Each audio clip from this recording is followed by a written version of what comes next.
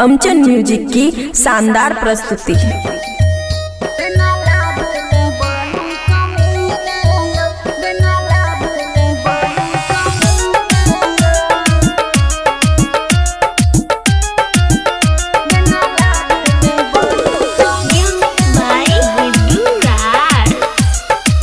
खुशी recording studio बलुआहा।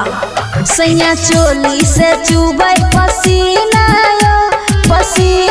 यो बिना लाबू ने बनू कमीना यो, बिना लाबू ने बनू कमीना यो।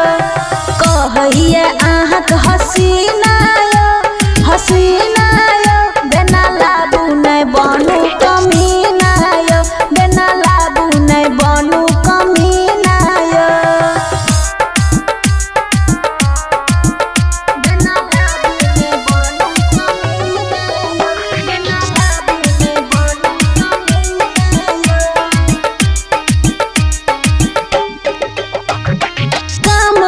करे सैया गर्मी से इंजन आब गेलै सैया के हन सीजन,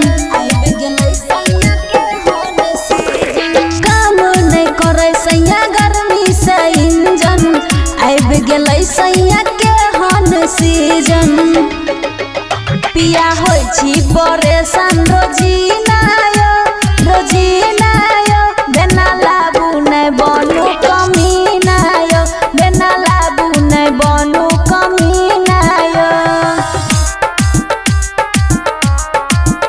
बिना लाबू नहीं बनू कमीना यो, बिना लाबू नहीं बनू कमीना यो। रहल न जया करू कोनो उपैया, मान लिया बात हमर सुनो यो सैया।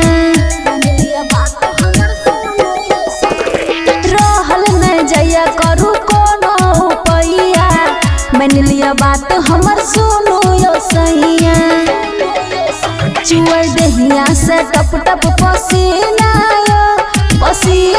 यो बिना लाबू नहीं बनू कमीना यो, बिना लाबू नहीं बनू कमीना यो।